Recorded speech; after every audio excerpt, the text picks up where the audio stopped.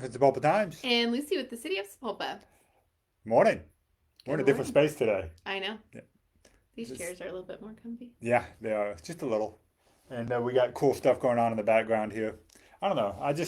It's great that we're in a spot where, like, when you have to pinch hit and move to another space, they can accommodate us pretty quickly. Although things were a little bit hairy there. I wasn't sure where we were going to be. But, So if you would like to host the Time Loop, reach out to Micah. yeah, We'll come hang out. probably. Depends on I mean, if it's a deer blind in the middle of the woods or something, I'm No, probably not doing that. But nothing cold. I'm out. Anyway, welcome to the show, guys. Hope that your week is going well. It was a pretty big day yesterday. I think we got to go do the groundbreaking for the Sapulpa High School, which is pretty awesome. There were a lot of people out there for that. Yeah, I did not anticipate that. Me neither. It didn't seem like parking was too much of an issue, though. No, I I was parked happy. right by you. Yeah, you did. And I parked right by like Janet and Yeah. the chamber and everything. And they were there. And then we had all kinds of like former students, alumni, teachers. John Cochran showed up, which I thought was really cool. Hmm. He's old. A lot of you guys might remember him if you're older. He was your principal when you were in Sapulpa High. Um, and then we had School board. yeah, the key communicators, like all the city officials and stuff. Hmm. And then, but I think my favorite group was the future graduates group Yeah. that they brought up there. That was really cool. They actually got to do the first turning of the soil. Yeah. So I thought that was a lot of fun. Who was your favorite group? That was my favorite. The same one? Yeah. Yeah. Your son should have been in that group. I I know know he didn't want to go he in did there. not go up there. I finally at the end of it got a picture and he's like, "Why are we here, Mom?" And I'm like, "You don't understand right now because you're 5. Uh-huh. But when you get older, you're going to look back on this and it's going to be a memory and it's going to be so cool." And he was like, "I probably won't remember this." And I was like, "Yes, you will. It'll be awesome." Um, but it was great. So we got a little shovel for being there. I got to turn the soil as an alumni and then I got to stand back up there and turn the soil as a key communicator. So it's pretty awesome to to be an alumni and to be here working in the city and then to have a future graduate myself. It is, yeah. Probably. And I bet it's not a spot you saw yourself in when you were getting out of high school. You probably didn't think, oh, I'll be here in No, a few years. no, not at all. I mean, I went to OSU and anticipated going to med school, and so I had zero intentions of working for the city, and I had very little intentions of being back in Sepulpa. Well, it's funny because I hear that a lot from folks who are leaving. They're like, I'm never coming back, and then somehow they always do. Yeah, And something about Sapulpa always draws you yeah, back into it. So, and I think with the new high school, we're actually going to see fewer folks saying that in the yeah. first place because it's going to be amazing. So you've been a part of this journey since the beginning, being in the key communicators. You were part of the group that was finding out what things were going to look like and the plans that were being laid. How do you describe that to somebody who's not a part of that? It's a lot of fun. It's really exciting. I know they put out some renderings yesterday that actually, as a key communicator, we hadn't even seen. Those had only been shared with the school board Yeah. and things like that. So it's really cool to see this school that went from a concept and something that we were voting on to happen, and now to see it turning into a reality where they can tell you what paint is going to be used and what materials are going to be used and how much the furniture is exactly because they've picked it out. So it's really cool. Sounds cool. It's crazy to me just because I mean it's still renderings. Hmm. This is like the first step I think towards making it a real reality. I don't know. Yeah. If you ask my wife, she'd say that that step has already been taken because they've moved classrooms around in Hmm. there and like certain rooms are not being used because they're going to be demolished and things like that. So yeah, there's some of us that are further along in this process than others, but for most of us, for most of the community yesterday, that first step was taken yesterday with the groundbreaking ceremony. Hopefully you guys saw the story that we put out on Spolpa Times. It's got all the photos and the renderings and stuff if you're interested in seeing that. And get ready because it's like Superintendent Rob Armstrong said it is going to be a glorious mess for a couple of years while they're under construction and stuff. So, um, and we got downtown Dewey Streetscape coming up. So it's probably just going to be messy for a little while. We just kind of need to get comfortable with that now. But the other side of this thing is going to be, oh man, it's going to be awesome. Just know that we will survive it, Yes, we will. Of course, and we it will will. be beautiful on the other end. We will have a sparkling new city. It'll be fantastic. Yeah, that's that's. I can't wait. It's going to be awesome. Yeah, a year from now, Sepulpa is going to look a lot different, and then 2 years from now, it's going to look even more different. And so, all of you guys who have been with us on this journey from the beginning, it's been a great ride, and it's not over yet. We get ready. So, we'll keep you in the loop with updates on that as we get them, as far as the construction goes and stuff. But let's move on. We had another big announcement that was made earlier this week, late last week, about the Salvation Army, and I don't know, like the Salvation Army, like the formal name of what it used to be, which was like the Salvation Army Boys and Girls Club of America of Creek County or something like that. It was a mouthful. Mm-hmm. And so the new direction they're heading, I think, is easier to say. Yeah, I think it's going to be fantastic. I know that there is some concern with the partnership splitting, but I think it's going to be awesome. I think that we'll be able to see like the whole heart of Salvation Army, Hmm. and they won't. I mean, there's still going to be regulations and things like that, but you'll get to truly see the Salvation Army shine out. And if you haven't already, they are coming up with all new programs and homeschool activity opportunities, and more sports opportunities. And so I don't want to say that Boys and Girls Club was holding them back, but I will say that we're seeing a big change and revamp and flourishing of our Salvation Army. Yeah, in the statement that they put out to all their members, I think what they said is really this is just an opportunity to refocus on what they say is their divine mission. And Boys and Girls Club of America is very much youth oriented, and it's not that that's going to be going away, but it'll be Salvation Army as a whole is more whole family Mm-hmm. focused. Right. And if you're someone who has children that are involved in activities, there's not going to be any changes to any of those activities as far as we've been told. Mm-hmm. So don't worry about that. If they're in basketball, the basketball's still going to go on. The pool and things like that will still be available. I know my wife still does the water aerobics over Yeah. there. That'll still be there, and so yeah, it's all still going to be available there. But if you're not aware, they've made the formal decision to split from the Boys and Girls Club of America, and just kind of refocus. So now the new name of this place is going to be the Salvation Army Red Shield Youth Center of Creek County, which sounds pretty cool.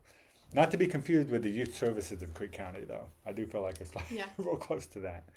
Which, while you're talking about youth services, tomorrow is their ribbon cutting and grand opening, as they open up their new project um, project space. So they did a huge add-on. Yeah, it was like $1 Um, million add-on, I believe. yeah, It was a lot. and it was a grant that they had received is what funded that. So that will be opening up tomorrow. Yep.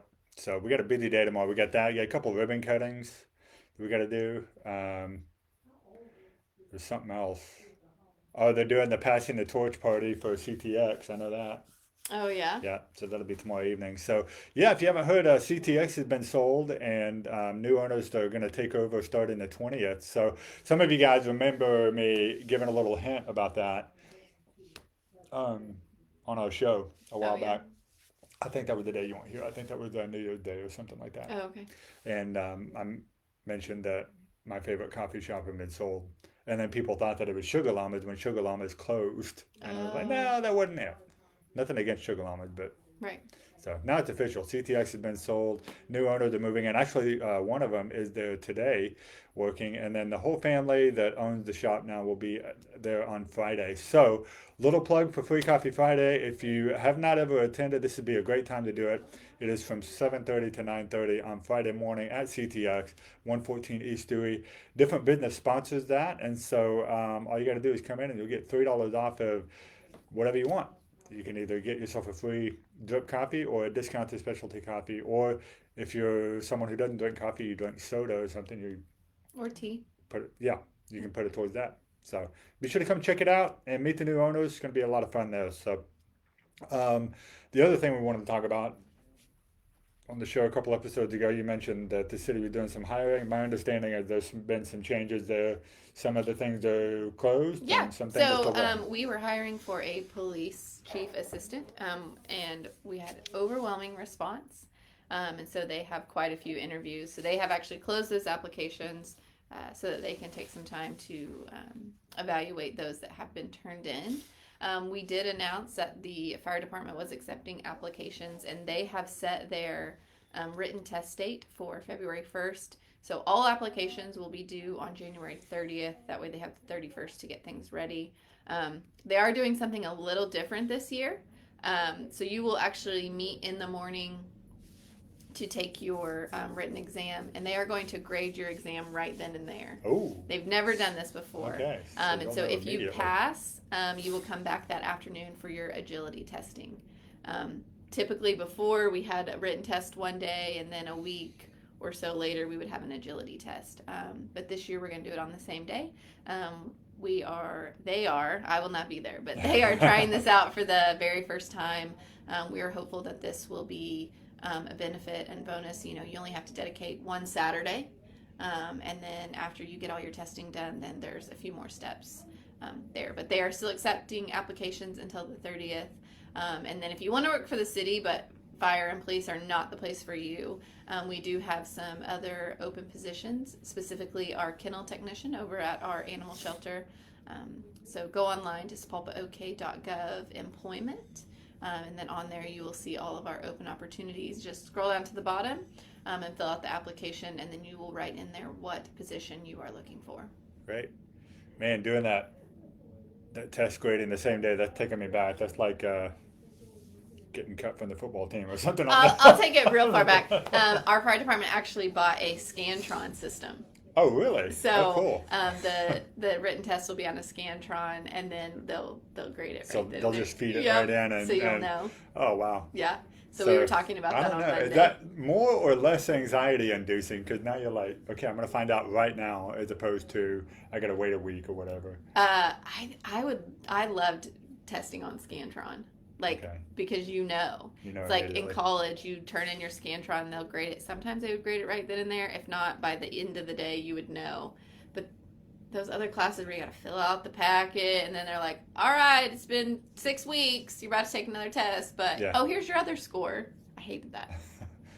Or the worst is like finding out you didn't get it, but not finding out for like 2 or 3 or 4 weeks or whatever. Yeah. So. You know the worst one? What?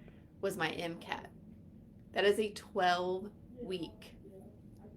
You take the test, and it can take up to 12 weeks. Was it on Scantron? No. Oh. It's like a 9-hour test. You sit in this room.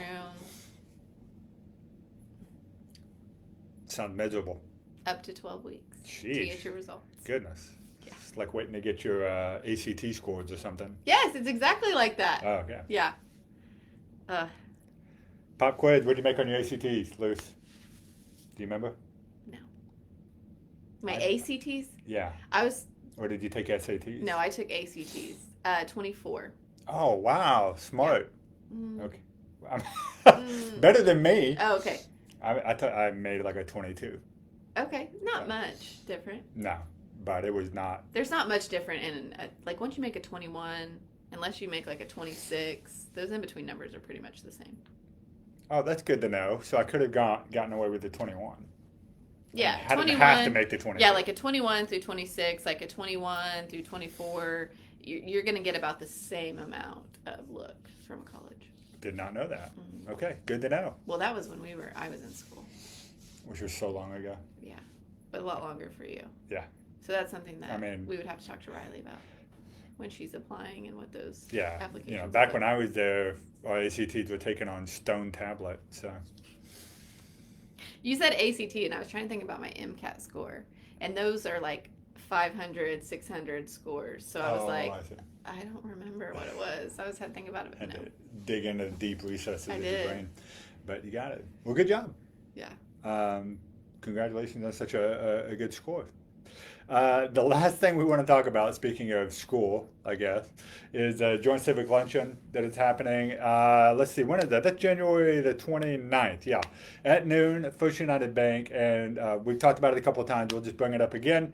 If you have not registered for this event, it is a limited seating event. That's the room over at First United Bank. It's great that they're accommodating us, but there's limited space. And so go ahead and get registered if you can now. It is $20 if you're a chamber member, $25 if you're not, but you are welcome to come if you're not a chamber member.